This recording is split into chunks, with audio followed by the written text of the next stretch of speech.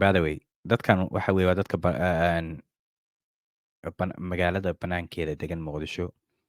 ee barakacyaasha ah ee dhulkooda qaar ay shabaab qaateen dhulkii koonfurta shabaab qaadatay qaar waxa weeye beerahoodii ayaa laga soo bursaday shabaab baa soo bursatay baa lagu leeyahay allegedlyna waxa weeye dad qabiilada waaweyn ah oo hawiyey daarood isugu jira baa dadkii kasoo bursada xitaa degaamadoodi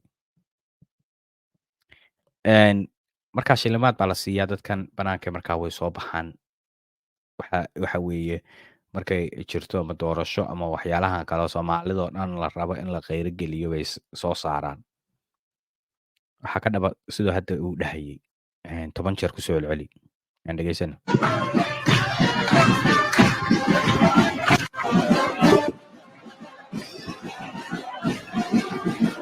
But the